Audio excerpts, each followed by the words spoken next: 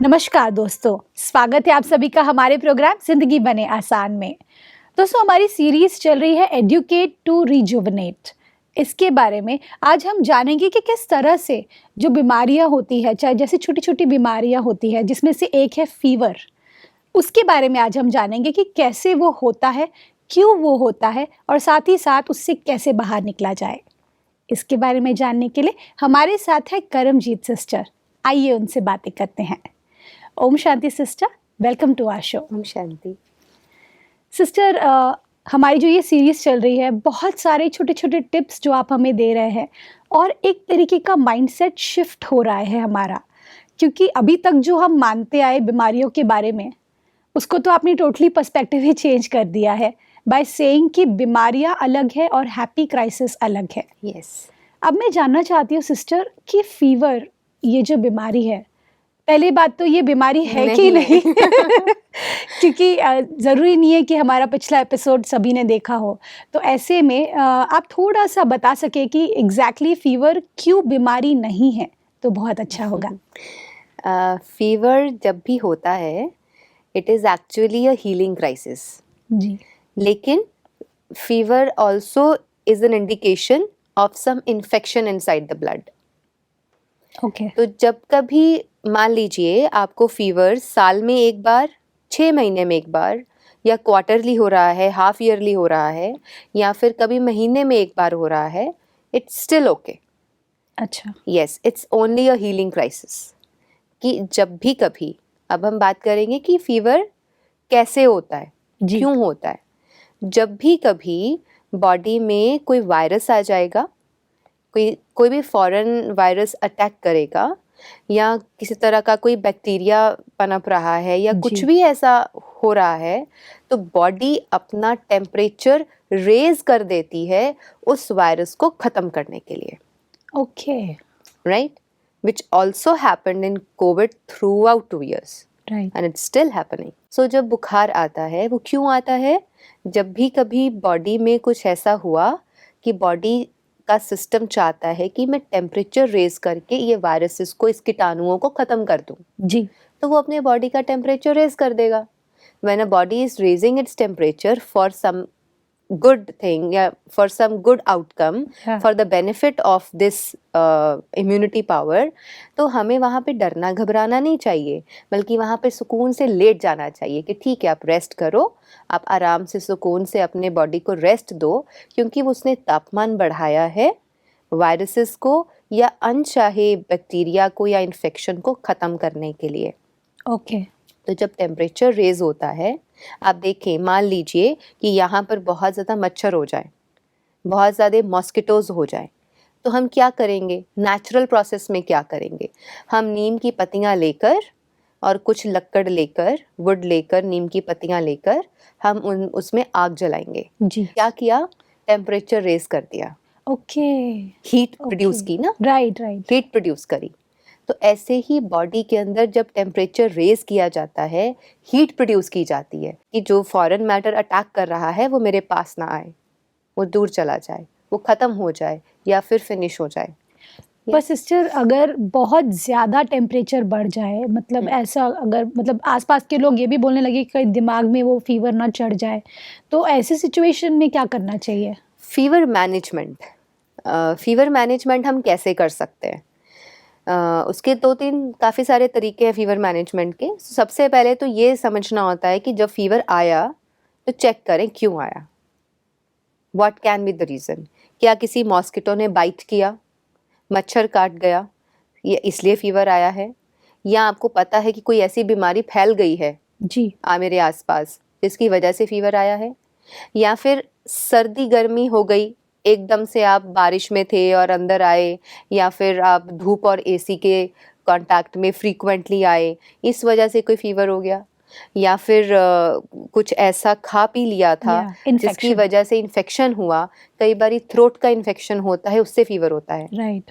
ठीक है, तो बहुत सारे रीजंस हैं. कई बार दांत में भी कुछ अगर प्रॉब्लम होती है, उससे भी फीवर हो जाता है. Right. Yes, so there many reasons. Yeah. तो जब फीवर आए, पहले उसका हमें कारण ढूंढना चाहिए कि what is the reason of this fever. तो फीवर जब आता है, suppose is 99, nothing to worry, 100, nothing to worry, for me 104 is also nothing to worry, okay. But for a lay man जैसे ही वो 100 क्रॉस करेगा, 101, 102 पे आएगा, लोग तो घबराने लगते हैं, छटपटाने लगते हैं और उनको लगता है कि अब तो पता नहीं क्या हो जाएगा। But Right. In real sense beyond 104 also, up till 106 भी हमने नेचुरली पेशेंट्स को क्योर किया है Wow. विदाउट एनी किसी डर के।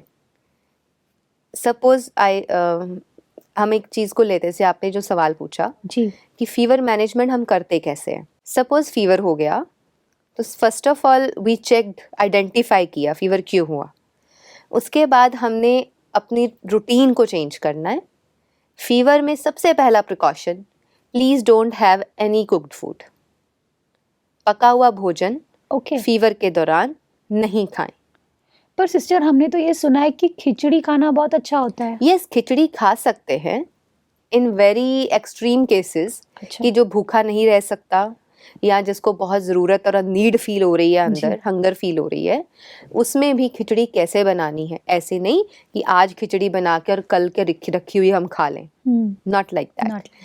ताज़ी खिचड़ी, देसी गाय के देसी घी में बनी हुई ताज़ी खिचड़ी आप नरम नरम जो कि थोड़ी सी लिक्विड, सेमी लिक्विड फॉर्म में है, उसको आप कंज्यूम करें जी। ताज़ी। ओके। और ऐसे नहीं कि आप थोड़ी सी क्वांटिटी बनाएं, जितनी पेशेंट ने खानी है उतनी सी बना के उतनी सी आप खा ले, या जिसको भी देनी है उसको खिलाएं। ऐसा नहीं कि फीवर तो है और सारा दिन रहने वाला है तो सुबह बना ली और शाम तक वही खिचड़ी चल रही है, उसी को बार बार गर्म कर करके खाए जा रहे हैं। So it shouldn't be like that. जी। तो फर्स्ट प्रिकॉशन तो यही होना चाहिए, प्रेफरेंस यही होनी चाहिए कि we are not taking anything cooked in the fever. Okay. Fever means body is working for some cause. Okay. Body is already working. The system inside the body is very intelligent और वो already हमारे foreign matter को बाहर करने के लिए अंदर काम चल रहा है। और जब कंस्ट्रक्शन चल रही होती है वहाँ पर हम बिस्तर भी डालकर नहीं बैठ जाते, राइट। है ना। तो cooked food और heavy food, it is for normal days. When some construction is going on, when some rejuvenation is going on, जब अंदर कुछ ऐसा काम चल रहा है जो हमें ठीक करने वाला है, उसके दौरान उसको इंटरफेयर नहीं करें। क्या कर सकते हैं? वी कैन टेक नारियल पानी, कोकोनट वाटर लीजिए, विटामिन सी के फॉर्म में कोई भी सिट्रस फ्रूट जूस लीजिए, नींबू पानी ले सकते हैं। नींबू पानी अगर लेना है तो आप सिंपल 1 गिलास पानी में बॉइल्ड वाटर जो हो ठंडा किया हुआ, उसमें आप 1.5 लेमन स्क्वीज़ करके साथ में हनी ऐड करके ले लीजिए। चीनी नमक वगैरह कुछ यूज़ नहीं करना है। ओके। या कुछ भी नहीं है तो नींबू पानी। नारियल पानी आप 1, 2, 3, 4, 5 जितना नारियल पीना चाहो, सिप सिप करके थोड़ा थोड़ा करके सारा दिन में कोकोनट वाटर पी सकते हैं। कोकोनट वाटर और नींबू पानी क्या करेंगे? डिहाइड्रेशन नहीं होने देंगे, अंदर जो वीकनेस आती है फीवर के दौरान वो नहीं होगा, और साथ ही साथ जो कमज़ोरी हमें महसूस होने लगती है या जो पानी की कमी लगने लगती है या शरीर का तापमान बढ़ा हुआ होता है तो प्यास ज़्यादा लगती है, उस केस में ये चीज़ें हमें हेल्प करेंगी। ठीक है। सो लिक्विड्स में नारियल पानी सबसे उत्तम। जी। देन अगर सपोज कोई कहे मेरे पास नारियल पानी है ही नहीं, अवेलेबल ही नहीं है, तो अगर आपके पास बारिश का पानी, बरसात का पानी कलेक्ट किया हुआ है, अगर वो भी नहीं है तो सिंपल जो भी वाटर आप पीने के लिए यूज़ करते हैं उसे प्लीज़ बॉयल करने के बाद ही यूज़ करें। अच्छा। Keep some water to be boiled but not in aluminium utensil. Of course या तो स्टील का बर्तन हो या पीतल का पतीला हो या पीतल की कोई चीज़ हो या मिट्टी का घड़ा हो। जी। तो पानी को आप बॉयल करके ठंडा करके आप उसी को सारा दिन पीने के लिए यूज़ कर सकते हैं। जी। Otherwise you can have coconut water और we have citrus fruit juices. मौसमी का जूस पी लीजिए, ताकत महसूस नहीं हो रही है तो मौसमी और अनार का जूस मिक्स करके पी लीजिए। ओके। देन आपके पास संतरे हैं, ऑरेंजेस हैं, किन्नू हैं, आप कोई भी चीज़ इस तरीके से यूज़ कर सकते हैं। तो विटामिन सी जो होता है it is very helpful in rejuvenating us. वो हमें फिर से सब डेवलप करने में, बनाने में मदद करता है। Vitamin C is very very essential.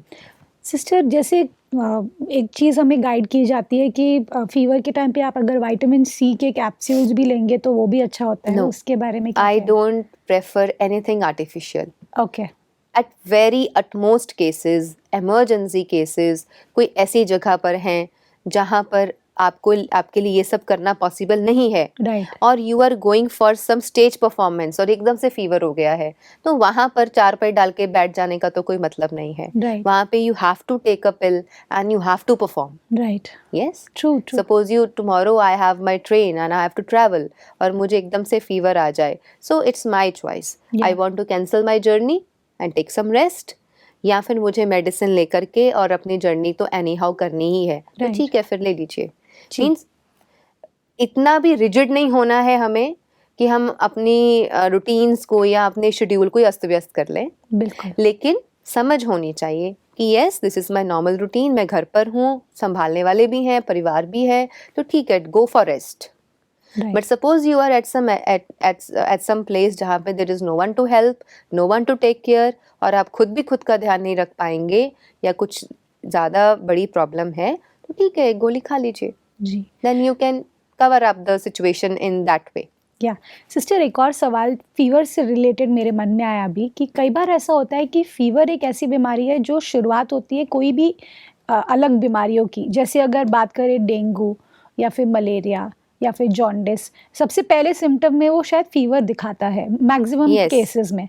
तो हमको कैसे पता चले, जैसे आपने पहले एपिसोड में कहा था कि टेस्ट ज़्यादा हमको नहीं करने हैं, लाइक मतलब आप हर साल कर रहे हैं या हर 6 महीने पे कर रहे हैं, वो ज़रूरी नहीं है इतना जितना जैसे आपने कहा था. ऐसे में अगर हम कब वो थिन लाइन पता चले कि नहीं अभी आपको टेस्ट लेने की ज़रूरत है ताकि ये फीवर कोई बड़ा रूप ना ले ले. When it is coming again and at the same time. अच्छा, कई बार होता है कई लोगों को हर रोज़ दोपहर को फीवर हो जाएगा, किसी को Okay. अर्ली मॉर्निंग हर रोज़ फीवर हो रहा है, किसी को रात को हर रोज़ फीवर हो रहा है, तो it means it's an indication अच्छा, फॉर समथिंग सीरियस. एक बार फीवर आया, 3 दिन के लिए आया, 4-5 दिन के लिए आया, not an issue. Okay, it is going beyond और वो बहुत लंबा चल रहा है और फिर आपको उसमें अपनी हालत भी खस्ता होती हुई नज़र आ रही है, right, then it's a problem. Okay, So up till 1 week even I have suffered fever. Right, तो 1 week तक तो मुझे भी नॉर्मल लगता है कि आई नो, क्योंकि हमारी बॉडी में इतनी कैपेसिटी है, वो कितना भी नॉर्मल है हीलिंग क्राइसिस कितना भी हो जाए, वो उसको बहुत इजीली कवर अप कर सकती है. हमारी बॉडी में बहुत ताकत है, हर चीज़ को हील करने की ताकत परमात्मा ने इस शरीर में डाल के भेजी है, वाओ, बट हमारा मन उसको काम करने नहीं देता. क्यों? क्योंकि ऐसा माइंड का रिकंडीशनिंग हो चुकी है आज के मॉडर्न दौर में राइट, कि हम छोटी सी प्रॉब्लम को डिजीज़ समझकर उसका सप्रेसिव ट्रीटमेंट लेते हैं और सप्रेशन करने की वजह से हम बड़ी बीमारियों की तरफ बढ़ते चले जाते हैं. ट्रू, इसीलिए आज से 50-100 साल पहले जो बीमारियां आज हम आम तौर पर सुनते हैं उनका नामो निशान भी नहीं था. सही बात, बिकॉज ऑफ सप्रेशंस एंड सप्रेशंस आज घर घर में हर व्यक्ति बीमार बैठा है. And again this is very unfortunate for a country like India which has a great knowledge and एक धरोहर है हमारे पास आयुर्वेद एंड नेचुरोपैथी. उस देश में भी अगर ये हाल हो तो it is really unfortunate for us. True, क्योंकि फीवर जैसी चीज़ को बीमारी समझ लेना, ये पुराने ज़माने में उसको कोई बीमारी समझता नहीं था. वो लोग रेस्ट करते थे और घर के ही काढ़े बनाकर हर्बल कंकॉक्शंस डिकॉक्शंस बनाकर एक व्यक्ति ठीक हो जाता था. उनको पता था कि इस सिचुएशन में करना क्या है. पर आज there is no one to educate to tell कि अगर ये प्रॉब्लम आ जाती है तो करना क्या है. जब पता ही नहीं होगा तो आप डॉक्टर के पास भागेंगे. Right, and doctors are by default meant to give you medicine, इसलिए तो वो बैठे हैं डॉक्टर्स. राइट, तो आप ऐसा तो है नहीं डॉक्टर के पास जाएंगे तो वो कहेगा मेरे पास मत आओ. यस, नहीं, so you are meant, I will come to you, you will do your work, yes, वो आपकी रिस्पॉन्सिबिलिटी है, आपको करना ही है। समझ मुझे होनी चाहिए, इज इट अ डिजीज और it's a happy crisis, I have to deal it at home और I should go and visit a doctor. Right. Sister, fever जब भी किसी बच्चे को होता है जी।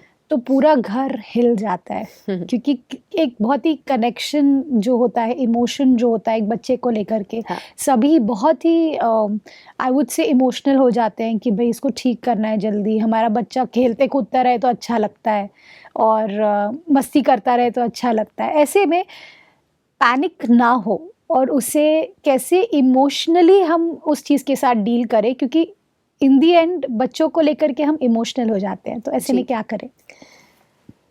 कोविड के दौरान सबसे छोटे उम्र का जो केस मेरे पास आया था, वो था 1.5 से 2 साल के बीच का बच्चा, ओह! और एक उससे भी छोटा था, वो कुछ मंथ्स का बच्चा था। ओके, जो एक 1.5-2 साल के बीच का बच्चा था, her that child's mother was very strong okay, and she told me straightforward कि मुझे यही ट्रीटमेंट करना है, सारा घर मेरे अगेंस्ट है। बीइंग अ मदर मैं जानती हूँ कि मैं अपने बच्चे के साथ कुछ गलत नहीं कर सकती, मैं इसको हॉस्पिटल नहीं लेके जाऊँगी, मैं इसको इंजेक्शंस नहीं लगवाऊँगी, आप ट्रीटमेंट बताइए, मैं वो करती रहूँगी, क्योंकि आई एम स्ट्रांग।